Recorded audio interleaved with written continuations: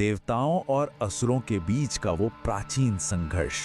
हमने इसके बारे में बहुत सी कहानियां सुनी है ना? संघर्ष हजारों साल पहले का वो समय जब हिमालय, प्राचीन घने जंगल और ये ऊंचे पहाड़ रहस्यमयी शक्तियों से भरे जंगल, प्राचीन आख्यानों पर आधारित हमारे आज के सफर में हम एक ऐसी ही पहेली की गहराई में उतरने जा रहे हैं। सफर में एक ऐसा सफर जो सृष्टि के सबसे गहरे सफर में द्वार खोल देगा। उस बहुत ही प्राचीन गहरे रहस्यों के भारत के पूर्वोत्तर में नीलाचल पर्वत गहरे रहस्यों की ऐसी शक्ति का उदय हुआ जिसे नीलाचल पर्वत पर संसार का सबसे रहस्यमय शक्तिपीठ माना जाता है। नीलाचल पर्वत पर एक शक्ति जागृत हुई जाता है। ये सिर्फ नीलाचल पर्वत बात नहीं है, बल्कि एक ऐसे ब्रह्मांडीय नीलाचल पर्वत इशारा है जहां सृजन और ब्रह्मांडीय सत्य की ओर। कामाख्या केवल ईंटों और पत्थरों से ब्रह्मांडीय सत्य की ओर है। ये वो जगह है जहां से बना कोई आम मंदिर नहीं है।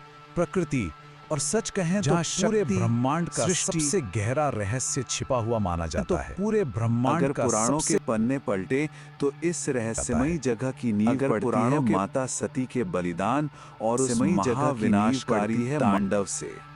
धार्मिक ग्रंथों के अनुसार विनाशकारी राजा दक्ष की पुत्री माता सती के अनुसार ये पूरी कथा राजा प्रेम से शुरू होती है। एक ऐसा घटनाक्रम जिसने पल भर में सब कुछ बदल दिया। एक ऐसा शुरुआत होती है जिसने विशाल यज्ञ से, जहां शिव का कोई स्थान नहीं था। सती का बिना बुलाए वहां पहुंचना, उनका वो सार्वजनिक अपमान, और फिर इसी अपमान से आहत होकर माता सती का यज्ञ की वेदी में स्वयं को मान से आहत होकर माता सती और इसके तुरंत बाद शिव का प्रलयंकारी तांडव। धरती कांपने लगी, पर्वत दरकने लगे, समुद्र उफान पर आ गए। शिव पर्वत दरकने असीमित शोक ने समुद्र पूरे ब्रह्मांड का संतुलन ही बिगाड़ कर रख दिया। और अंततः सृष्टि को बचाने के लिए भगवान विष्णु को अपने सुदर्शन चक्र से सती के शरीर को विभाजित करना पड़ा। इस विराट ब्रह्मांडीय घटना के ठीक केंद्र में था इस बहुत ही गहरा व्यक्तिगत विश्वास में था।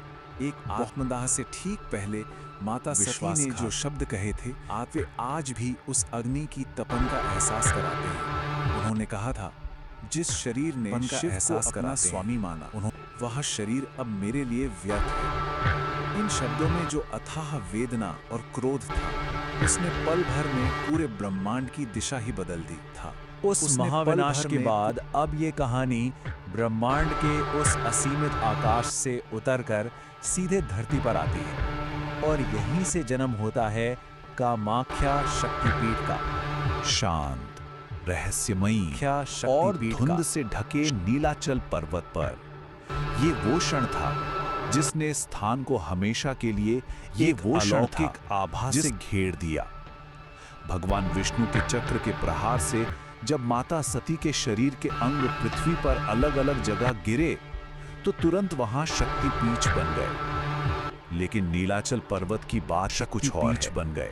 मान्यता है कि यहाँ माता का योनि या कहें तो गर्भ भाग गिरा था, और यही वजह है या कहें तो गर्भ एक तीर्थ नहीं है, ये तो खुद जन्म, प्रकृति और हमारे अस्तित्व का मूल स्रोत है, जहां से हर जीवन पनपता है।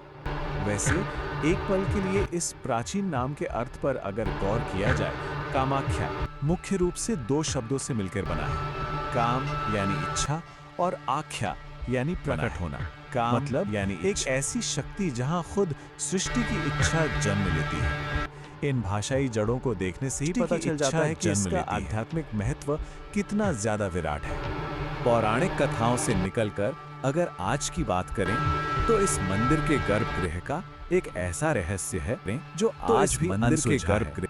ये स्थान सदियों से तांत्रिकों, योगियों और अदृश्य शक्तियों के साधकों का प्रमुख केंद्र रहा है। योगियों और आमतौर पर किसी भी बड़े मंदिर में क्या होता है, विशाल मूर्तियां, भव्य नक्काशीदार प्रतिमाएं, है ना? लेकिन कामाख्या में ऐसा कुछ भी नहीं है। कोई मूर्ति नहीं, बस एक प्राकृतिक अंधेरी गुफा और एक ऐसा पत्थर जो हमेशा निरंतर एक रहस्यमयी जल से नम रहता है। तो यहाँ आदिशक्ति निरंतर भौतिक आकार में नहीं बल्कि शुद्ध ऊर्जा और बहते हुए जल के रूप में मौजूद हैं। और इसी और जल से जुड़ा है एक ऐसा वाकया अंबुबाची का रहस्यमयी लाल जल। इस प्राकृतिक गुफा के भीतर होने वाली घटनाओं का रहस्य सिर्फ इस प्राकृतिक गुफा के भीतर नहीं है। अब यहाँ एक बहुत ही स्वाभाविक सा सवाल उठता है, सीमित नहीं, इस मंदिर की सबसे गहरी, स्वाभाविक सा ज्यादा चौंकाने वाली घटना आखिर क्या है? ऐसा क्या है इस मंदिर जो हर साल पूरी दुनिया के शोधकर्ताओं और साधकों को अपनी ओर खींच लाता है, जो हर साल पूरी दुनिया विज्ञान और गहरी आस्था के बीच आज भी एक निरंतर बहस चलती रहती है। इस अनसुलझी घटना आज भी को एक निरंतर अंबुबाची बहस के चलती रूप में जाना जाता है। होता क्या है घटना कि को साल में अंबुबाची 3 के दिनों के लिए मंदिर के कपाट पूरी तरह से बंद कर दिए जाते हैं। 3 दिनों मान्यता है कि इन 3 दिनों में से देवी रजस्वला होती हैं। और सबसे हैरानी की बात, इन दिनों मंदिर के आसपास का बहता हुआ जल रहस्यमयी तरीके से लाल हो जाता है। आसपास का पूरा माहौल एकदम बदल सा जाता है। तरीके से लाल हो जाता है और अघोरी यहाँ खींचे चले आते हैं। कुछ इसे प्राकृतिक घटना मानते हैं तो श्रद्धालु इसे एक दिव्य प्राकृतिक घटना मानते हैं। 3 दिन बाद ये रहस्यमयी कपाट खुलते हैं तो लाखों की भीड़ उमड़ती है और अंत में प्रसाद के रूप में कोई मिठाई नहीं, भीड़ उमड़ बल्कि एक लाल वस्त्र का छोटा सा टुकड़ा दिया जाता है, मिठाई नहीं, जिसे अत्यंत पवित्र माना जाता है। इन सब बातों से एक बात तो पूरी तरह से स्पष्ट है कि कामाख्या ऊर्जा का एकदम जीवित केंद्र है। इन कामाख्या ऊर्जा का एक कामाख्या सच में सिर्फ एक प्राचीन ढांचा नहीं है। सदियों का इतिहास यहाँ की हवाओं में साफ महसूस किया जा सकता है।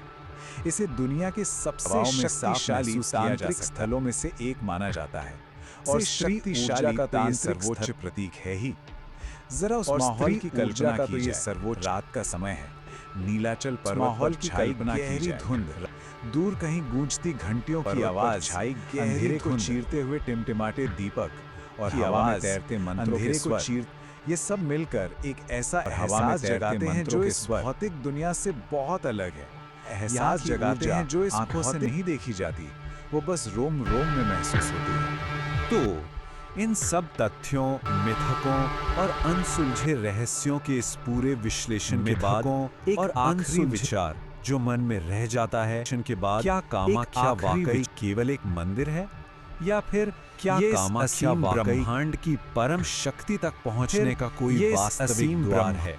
नीलाचल पर्वत की इस रहस्य का कोई वास्तविक और उस अदृश्य ऊर्जा के बीच ये सवाल धुन हमेशा और उस अदृश्य एक ऐसा सवाल जो ब्रह्मांड के अनसुलझे रहस्यों को जानने की हमारी प्यास को ब्रह्मांड के अनसुलझे रहने नहीं देगा।